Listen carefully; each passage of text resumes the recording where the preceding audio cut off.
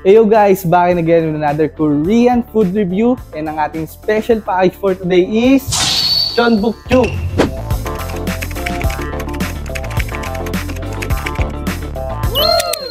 Alam mo ba ang Jeonbukjuk ay isang abalone rice porridge? Alam mo ba na mayaman to sa nutrients and karaniwang inahanda to ng mga Koreans sa may mga sakit, especially sa may mga problema sa digestion. Alam mo ba na sobrang dali lang netong lutuin? And ito na yung main ingredients mo, pati yung kanin is nandito na. So ano pang hinihintay natin? Tara, let's do this!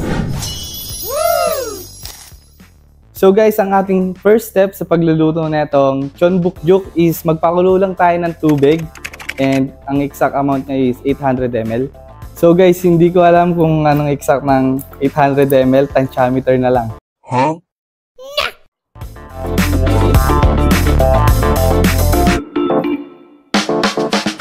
So guys, halos same lang sila ng pagluto ng myeokguk.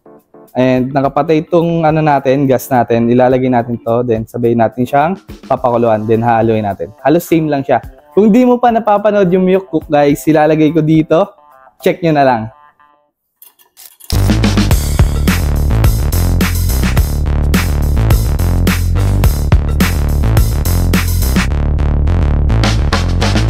So guys, nalagay na natin tong Jeonbukjuk natin. Open na lang natin tong gas stove. Antayin natin siya kumulo. Pero habang kumukulo guys, hindi natin siya i-steer hanggang maluto. Ganun siya iluto ng mga Koreans.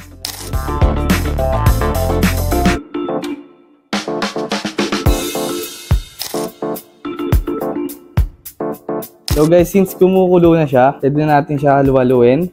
Siguro hanggang mag-evaporate yung tubig niya. Then kapag medyo nag-evaporate na siya, medyo nawala na yung tubig, pwede na siya kainin. Ayun na, almost done na siya.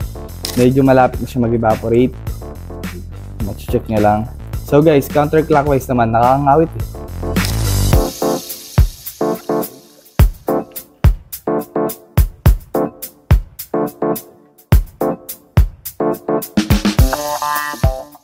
Feeling ko kaya siya hinahalo ng hinahalo kasi maninikit siya. Parang nga siya sa lugaw.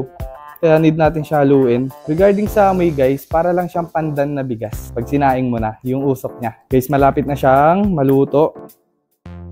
So guys, check nyo, yung water content niya is nag-evaporate na. Sobrang lapot na niya. Para na siyang lugaw talaga. Almost done na, pwede na siyang kainin. Guys, kahit wala kang sakit, pwede mo tong kainin ha. Almost done na to. Actually, pwede na nga to yain guys eh. So, that's it. Luto na yung Jeonbukjuk natin and dilipat natin siya sa bowl. Platings na tayo. So guys, tingnan nyo kung gaano na siya kalapot.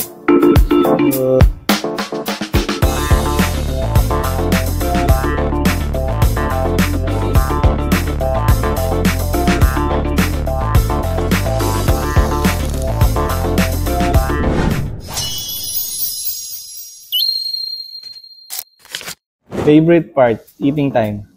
Tara, tikman natin. Yung kimo, sumasama yung kimo. Kita niyo ba?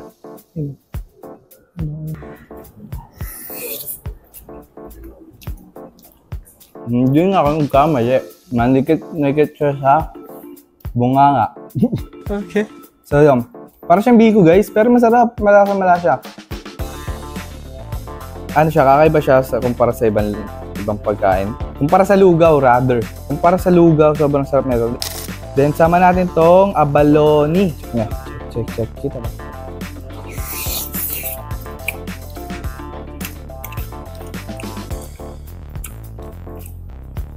Sobrang dapat niya.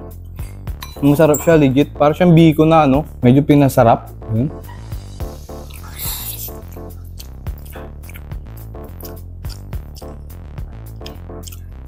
Pag may sakit ka, piling ko gagaling ka agad. Sobrang sarap na ito eh. Mas masarap daw siya pag may toyo. Lalagay ko siya sa may abalone. Check nyo. Paldo. Masarap siya, parang ayaw siya tigilan kahit wala akong sakit. Guys, Ang maganda talaga dito yung packaging niya kompleto na. Complete package na siya. Ready to cook. Then, kain na lang. So, di na kayo mahahassle. Paano magluto, magsaing, ganun. Then, sobrang sarap niya. Worth it siya.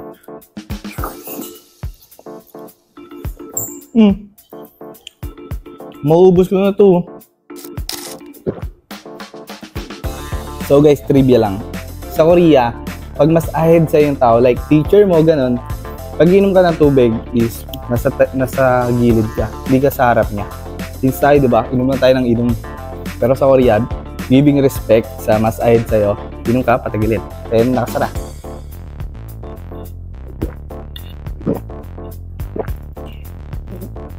So guys, last bite na. Lagyan natin ng kim. Kasi sobrang sarap niya pag may kim. Natapon pa. Yan. So, last bite. The perfect last bite.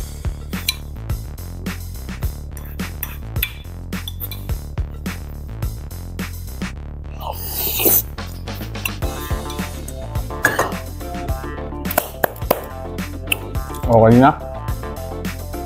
Solve. So guys, that's it. And sobrang sarap na itong Jeonbukjuk. And kung i-rate siya ng 10, 10 talaga siya. And guys, maraming salamat pala sa mga sumusuportas, nagla-like, subscribe, and nag-hit ng notification bell button. And see you for next Korean food review.